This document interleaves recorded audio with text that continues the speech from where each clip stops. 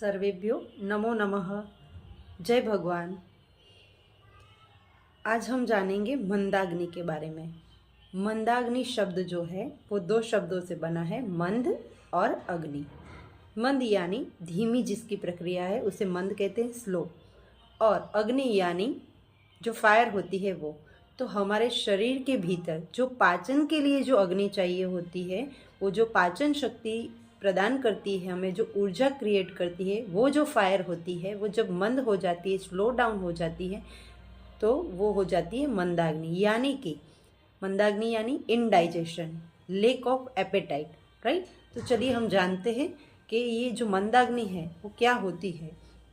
तो सभी रोगों का होने की जो वजह है, सभी रोगों के होने का जो कारण है वो है मंदाग्नि।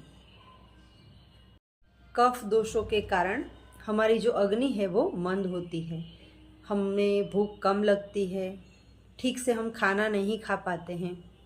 ये मंदाग्नि होने के कारण क्या हो सकते हैं, तो आइए जानते हैं। तो ज़्यादा मात्रा में पानी का सेवन करने से कभी कभी हमारी जो ये अग्नि है वो मंद हो जाती है। ज़्यादा मात्रा में पानी का सेवन यानी जैसे हम आजकल हम सुनते हैं कि पूरे दिन ज़्यादा पानी का सेवन करना चाहिए, जिससे करके हमारे बॉडी के जो टॉक्सिन्स है वो बाहर निकल जाते हैं।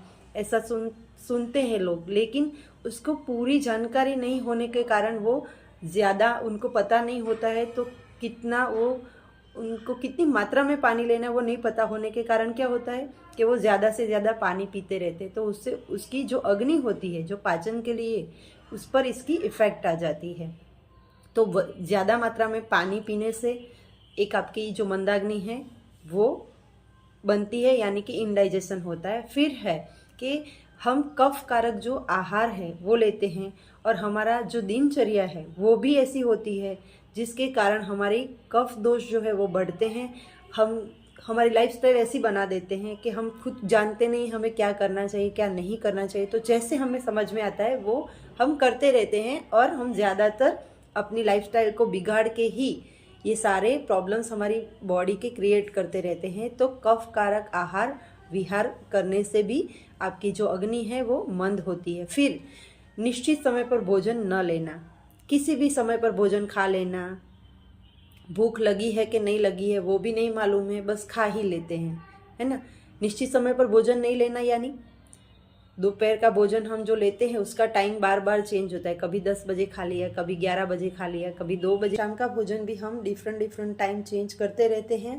कभी 6 बजे, 7 बजे, 8 बजे, 9 बजे, 11 बजे, 12 बजे, कभी कभी तो रात को 2-2 बजे उठकर भी लोग भोजन खाते हैं। तो हमारा ये जो भोजन है वो उसका जो समय है वो भी निश्चित न होने के कारण भी इनडाइजेशन का प्रॉब्लम बनता है। फिर है अशुद्ध और बासी जो भोजन होता है वो हम खाते हैं तो हमें डाइजेशन में प्रॉब्लम आता है, यानी कि हमारी जो अग्नि है, पाचन की जो अग्नि है वो मंद होती है।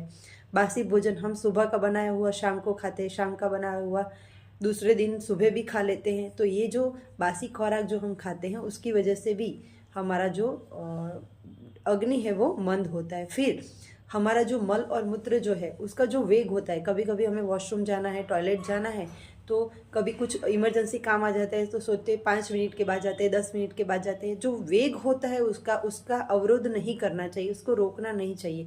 तो ये जो वेग है उसको हम रोकते हैं, उसके कारण भी हमारी ये जो इफ़ेक्ट है इसकी वो किस पर पड़ती है, हमारी अग्नि पर। यानी हमें इनडाइजेशन का प्रॉब्लम इसकी वजह से भी हो सकता है। अब आपको पता कैसे चलेगा कि आपको इनडाइजेशन है, उसके कारण तो देख लिए, लेकिन उसके लक्षण क्या है आमतौर पर हमें पता लगता है। हमें जो हम नियमित तौर पर जो खाना खाते हैं उसका जो रूटीन है वो चेंज हो जाता है। यानी एक मात्रा होती है जो हम रूटीन में खाते हैं लेकिन हम वो नहीं खा पाते हैं, तो भी हमें पता लग जाता है कि अभी इनडाइजेशन का प्रॉब्लम है। फिर है भोजन खाने की जो इच्छा है वो कम हो जाती है, कि नहीं खाना है चलेगा, अभी कोई मूड नहीं है, ऐसा हो जाता है।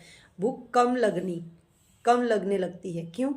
क्योंकि इनडाइजेशन हो गया है। फिर है हमारा जो पेट है सामान्य तौर पर नॉर्मल रहता है लेकिन कभी कभी फूलने लगता है अचानक से, तो वो भी इनडाइजेशन के कारण। फिर बॉडी के अंदर जब इनडाइजेशन होता है तो वायु का प्रकोप बढ़ने लगता है, तो गैस रिलीज होने लगता है ज़्यादा। तो वो भी आपका इनडाइजेशन का प्रॉब्लम है। फिर बार बार डकारें आती रहती हैं। आपने बहुत सारे लोगों को देखा होता है, कुछ भी नहीं करते, कुछ भी नहीं किया होता है और सडन से डकारें शुरू हो जाती। तो धीरे धीरे धीरे जैसे जैसे उनकी अग्नि जो है वो मंद होती है तो उसकी इफेक्ट उनको बाद में दिखती है। वो उसी का लक्षण है कि हमें ज़्यादातर डकारें शुरू हो जाती है। फिर है सुस्ती लगना यानी कि सुस्ती लगना यानी कि हमें कोई भी काम करने की इच्छा न करना, बस आराम ही करते रहें, ये करने का भी मूड नहीं, ये भी करना आज नहीं बाद में कर लेंगे। तो बार बार सुस्ती लगना ये भी इनडाइजेशन का ही एक लक्षण है। तो अगर आपके साथ भी ये हो रहा है तो समझ लीजिए कि आपकी भी अग्नि मंद है।